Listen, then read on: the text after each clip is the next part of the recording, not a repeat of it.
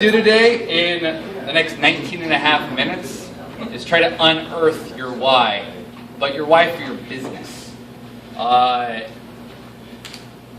So we're going to dive in with Simon Sinek. He's he's got the number 3 most watched TED Talk on YouTube right now, and I've watched it probably at least 20 or 30 times.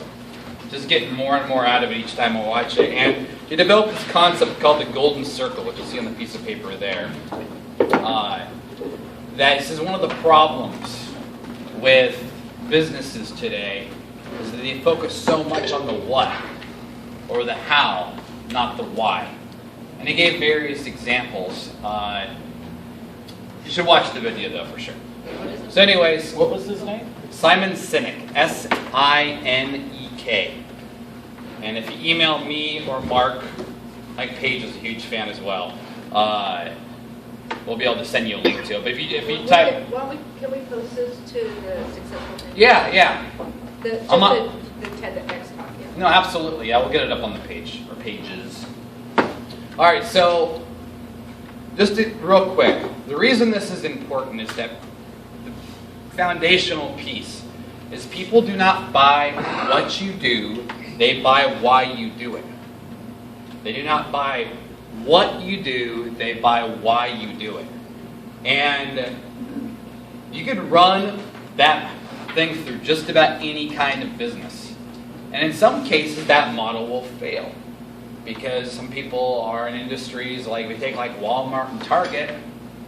Why they're in it is to make a lot of money, and they're very good at it. But their why doesn't really matter, it's just price. But for the small business owner, you cannot compete against Walmart or Target on price. You cannot compete against the big players on price. You will lose, absolutely lose.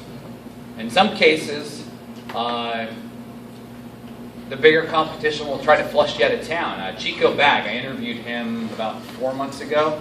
Andy Keller from Chico Bag said, hey, bags are evil. We need to have reusable bags. And he started campaigning toward it. And it actually started affecting the profit margins of the 3 biggest bag companies. They all 3 took him to court.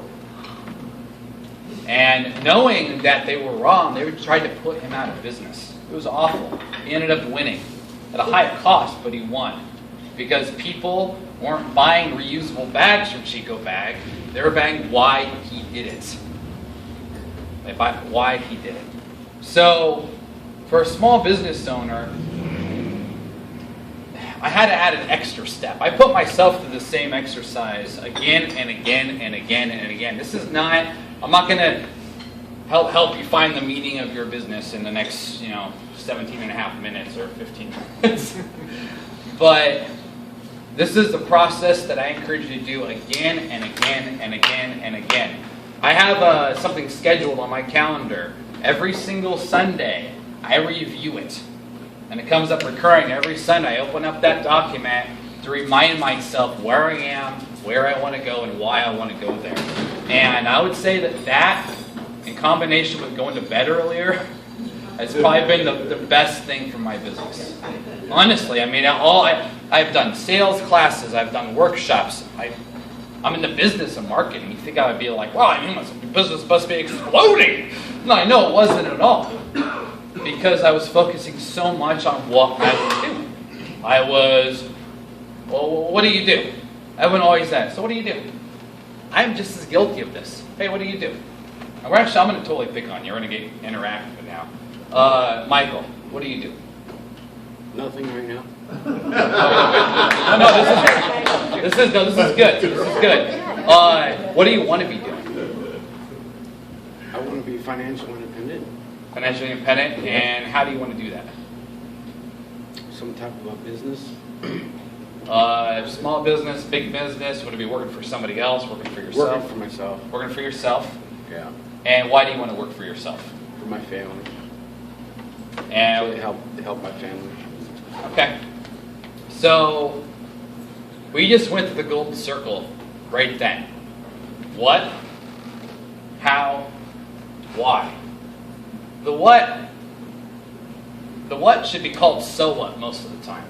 So what? I build websites. So do like 100,000 other people. So what if you're an HVAC? The fact is when you told that story and shared the story with us about your wife being your best friend and crawling through. I used to do. I tend to work in roof work, and I've crawled to those places and going like weeding through asbestos and stuff. It was great. No, it was awful. But to see that your marriage can survive a trip through a roof in the middle of summer up in the rafters there, a marriage that can survive that by itself is impressive. And the thing is, I don't know anything about his price. I don't know anything about the quality of their work. I don't know anything about them except that they have survived this long. And you know what? I'm a survivor too. And they would get my business for that reason alone. Not because they're desperate, but because they're survivors. Because that is part of my why. So let's pull all this back for a second. That top question on the sheet. Who do you want to help? And I added that question, the who, because with knowing your why, it's a very personal thing. I've heard someone say, you know your why if it makes you cry. It's a very personal thing. And certain people like me, my business and my personal life are meshed like this. Other people, and rightfully so, it's probably a good idea actually, have separated their business self from their personal self. That they maintain some level of separation. But this exercise works nonetheless. You may end up going down this rabbit hole and finding that why you live is the same reason why you do business. And in some cases it might be different. That's totally okay. Mine's the same just because I have trouble keeping track of stuff. I am a consummate single tasker, one thing at a time. So I looked at this and say, who do I want to help? But the reason I came to this question is that I found that in my business I was helping people that I did not like. In fact, I hated some of them. I loved their money, but I didn't like them. The awful customers. Everyone's got those stories about the evil customer. That client that just won't go away.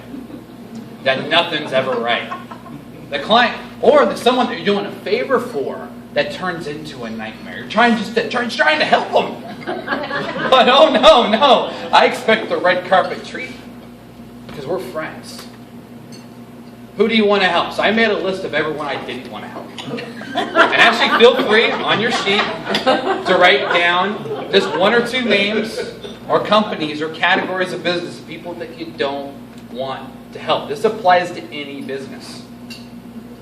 And it sounds awful, but it is so true, because if you're not ruffling some feathers, if you're not pissing somebody off, you are doing something wrong. Because there's certain people, in order to make them happy and not ruffle their feathers, you've got to bend yourself in ways that aren't good for you, aren't good for your balance sheet, aren't good for your wallet, aren't good for your soul. I've worked at jobs before I just felt it was like draining the soul out of me. A lot of you are probably here because you're trying to escape that place. Trying to escape that place, or have escaped and are trying to get where you want to go faster. That's why you're in this room, I'm guessing. Is anyone not in the room right now? Good question. Right there. All right, so how are we doing on time, Mark? Okay, so one of the things so who do you want to help? So now you flip that around and look at who do you want to help. Not who should you help, who do you want to help? And I'll tell you mine, just to get the conversation rolling in here. I want to help fellow survivors. I want to help people that have failed. Specifically, my work gets the most mileage with people, with my clients, my friends, my fans, my family, my customers, all the above. It gets the most mileage when it's someone that has tasted rock bottom. Someone that's hit rock bottom so hard they've bounced off the bottom. Those are the people that I want to help. Because that's me. I want to help me and people like me. And even though I'm very different, I used to be, shocking, I know, I used to be a wallflower. I used to be scared of talking to people. for my first public speaking engagement, I was 15 years old, and I sent direct mailers to like 300 people, and licked every envelope and sent them off, and had like 4 people show up. Now, two of them ended up going with the Civil Air Patrol back in high school, and I was so fearful of it, and after that, things started getting better, and then boom, boom, boom. I like broke through to a new level, and people that have experienced that get the most mileage about what I do because they get my why. All right, so who do you want to help? It helps by starting with who do you not want to help. It helps weeds it out a little bit. And the more specific you get, the better. Like, I'm going to use the HVAC example right now. So, one of my first clients was actually a commercial refrigeration company, Bellman Refrigeration out of Seattle, huge. And he made it specific that, Nate, we're going to do this stuff, but I don't want to attract this kind of customer. I thought he was awful. I thought he was evil. What is this big business guy telling me that he doesn't want to help certain people? What if they need your help? And he's like, Nate, these small restaurants that have you do walk-in fridges, they expect a lot from us. That is not what we do. There's other people better for that. So narrowing down the focus, even though it seems like you're leaving money on the table, is actually good. It's called, and I would write this down, confident exclusion. Confident exclusion. It's, I don't know who came up with the idea. I found out about it through a book from Derek Sivers called Anything You Want. It's my favorite business book. I love it. Different topic for a different day. So who do you want to help? Dig into it. Be specific. At the end of the day, this sheet is just for you. The public isn't going to see it. The more you let people in on who you want to help, the more I was like, whoa, that's me. You described to me perfectly. Yes, I will spend money with you. All right? So next, what's the next question on there? What can you do to help them? Otherwise known as your service or product. What can you do to help them? But once again, who do you want to help? What can you do to help them? When you start with that first question, it changes a little bit how you describe it. Before, I was like, I want to help small business owners. That's freaking everybody, right? And one of the things I realized is that when I said, okay, who do I want to help? I want to help the scrappy people, the survivors, the people that are on that transition point between surviving and thriving. That little extra bit to break through. So in order to do that, I was like, all right, so how does that change what I do?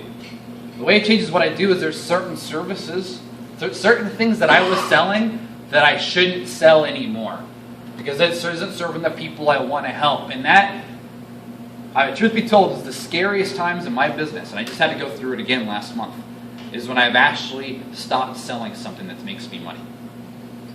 I was like, I am no longer going to do that project because that is not my direction. That is over here, not here. All right? So, how? How is the execution? How do you pull it off? So I'm gonna pick on somebody else here. Mary. So Mary, what do you do? I work for an anti-aging company. Oh, which one? Nurium International. Okay. And what do you do specifically? I share the product and the business opportunity with everybody that has skin. Okay. And how do you do that? I either share the product, loan it to somebody for 5 days. No, how do you market it? How do you actually execute? At the point that they're willing to buy or willing to sign up, what happens? Like what are they buying from you? Okay, they're either buying the product on an auto ship, okay, or they're joining the company as a brand partner. So let's use that first thing. So they're buying the product on an auto ship. How would you do that to better serve your ideal client? Because ultimately, with the bigger companies, they have a set way of doing things, and it's a good set way because it works. It's a winning formula, and it works again and again and again and again. So, but on the personal level, when I was like, you know what? I know Mary now, so I'm going to have that conversation with her. What do I do? What do I do to differentiate my how I'm doing business? I know you don't have to answer that question, But so how to differentiate? We've got, all right, I'll tell you how I did it with me.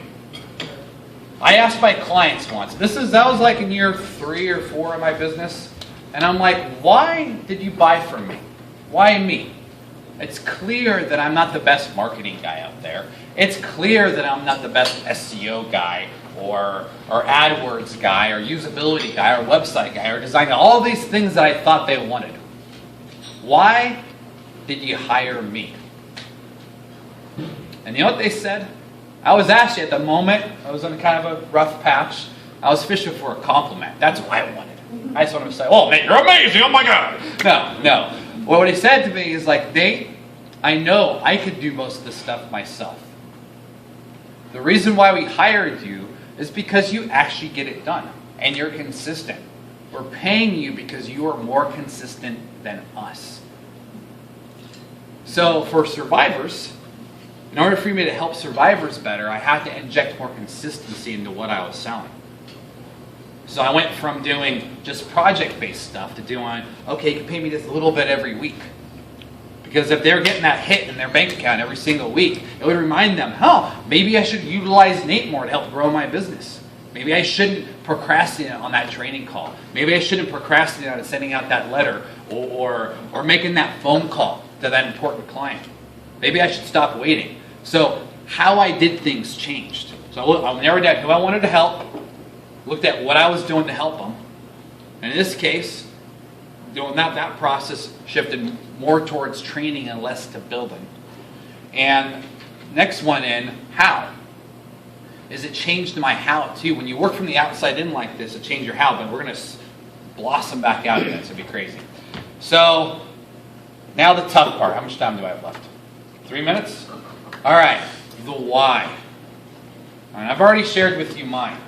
All right, but oftentimes it helps to get it helps to get a lot personal with it. Now, if you've been in your business a while, there'll be that moment. For me, it was Bronzer Salon. Bronzer Salon, it was a mom and her 8-month pregnant, 20-year-old daughter, 8 months pregnant, that started a business 2 months prior in like the worst location possible. I don't think they even knew how bad it was. Doing something they just learned how to do with they had like 2 customers to start out. And I met with them for the first time. They actually started crying during the meeting. I mean, it might have been like the pregnancy stuff too. I thought it was about my awesome speech that I gave them, but have a talk if you will. But they were so grateful. And they were probably my lowest dollar client I've ever taken on. I didn't make any money off that. But, I mean, they paid. But it was like the widow's mite. It was like they emptied out their credit card account. It's like, you're my last hope, dude. Like, please don't mess this up. And we delivered, and we pushed and pushed, and first things didn't work. We kept pushing and pushing and pushing, and finally had a breakthrough with a little business card size coupon, a little thing that would flip over, and we just changed up. It was a free gimme to help close the deal. I was like, I'll design some business cards for you, and I'll throw a little coupon on the back. It wasn't even part of what the solution was. And we taught them how to hustle it and work it, and 4 years later, they're still in business. That is why I do what I do, because I love that moment when people feel like, you know what, I didn't think I could make it before, now I can. I love having a front row seat on that moment of hope when you can see it. So as you go through, you work to the outside and work your way in. Then you go back out again. Now that I know my why, is how I do it. Should that change? Should what I do change? And in my case, absolutely. And it kept evolving. And guess what? As things change, as my daughter's 13 now, as she grows older, my life changes too. And it shifts a little bit. It's evolving, but the exercise is the important part. And I would weekly, daily, until you get it. Tattoo it backwards on your forehead and look in the mirror every day and remind yourself why it is you do this. Because during the hard times, that is the only thing that will keep you going. Thank you.